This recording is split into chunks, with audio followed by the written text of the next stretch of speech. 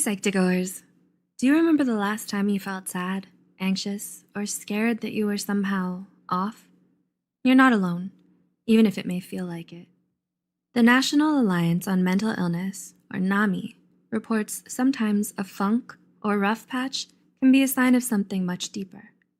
This video represents 10 mental health symptoms you shouldn't ignore. Before we begin, we need to warn you that this video may be triggering for some. If you feel triggered by this video, please take care of yourself, even if it means clicking off this video. With that being said, let's talk about the 10 mental health symptoms you should not ignore.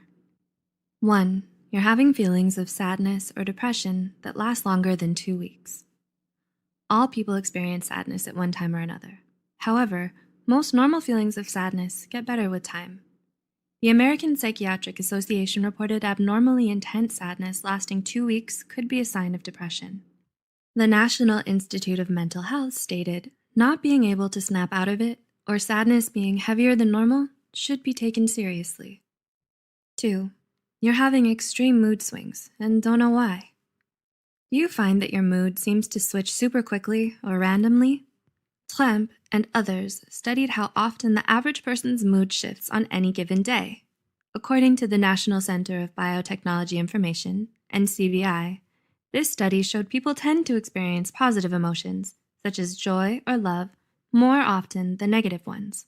But it's totally normal for someone's emotions to change daily.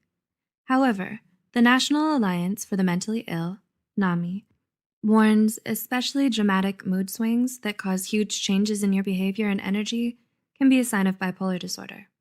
Agencies such as the American Academy of Pediatrics say the more red flag signs are experiencing sadness, anger, or feelings of excessive euphoria for most of the day, especially if it has nothing to do with what's going on in your life.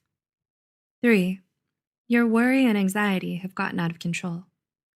Have you ever found yourself worrying but can't shut it off? According to the National Institute for Mental Health, it may be a sign of an anxiety disorder. Other signs of anxiety disorders include having problems relaxing, insomnia, racing thoughts, unexplained aches and pains, or being easily irritated.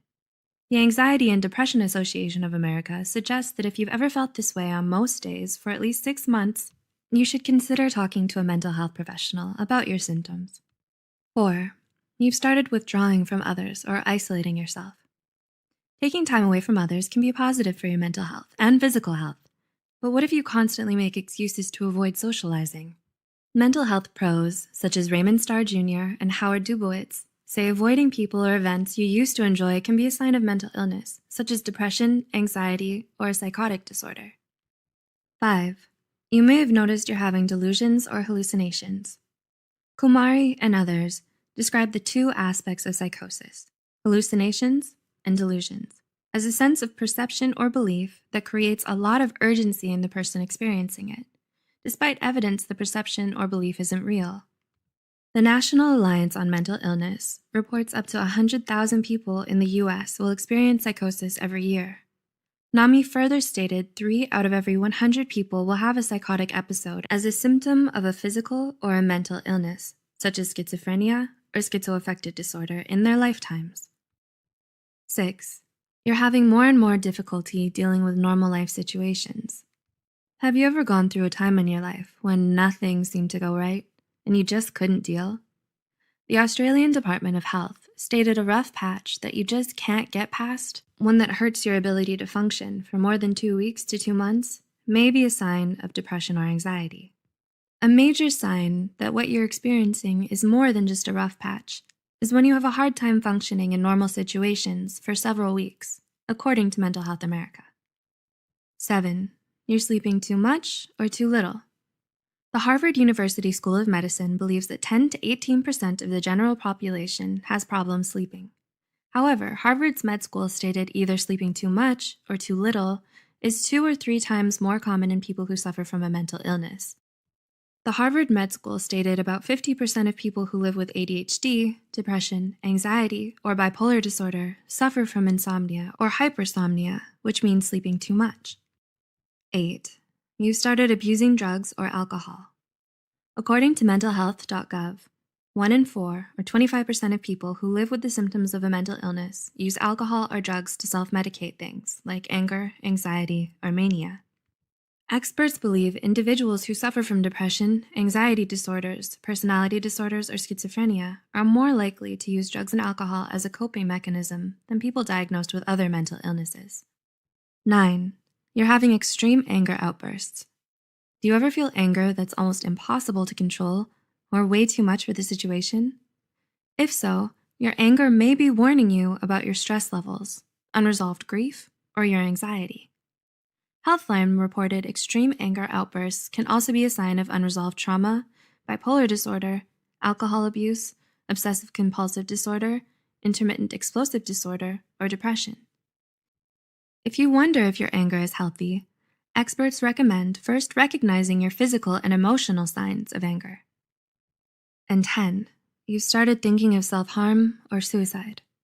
The Mental Health Foundation reported up to 10% of people under the age of 30 have thought about self-harm or suicide. There are many reasons people consider self-harm or suicide, such as abuse or neglect at home, a major loss, trauma, or a catastrophe that you can't control or avoid. Brodvik, 2018, reported approximately 90% of people who have completed suicide also suffered from a severe mental illness, such as bipolar disorder or depression. If you find yourself thinking about self-harm or suicide, we would very much like you to reach out to a mental health professional and get the help that you need and deserve. If you can relate to any of these symptoms on this list, you're definitely not alone, nor are you bad for feeling this way. But we want you to take care of yourself, which means reaching out to a mental health professional if you've been experiencing any of the symptoms on this list. As always, any information provided here is for educational purposes only. If you need mental health counseling or treatment, please contact your insurance company, local college's student counseling clinic, or your county crisis line. Keep watching the Psych2Go channel for more information on mental illness and mental health, and remember, help is out there. We'll see you in the next video.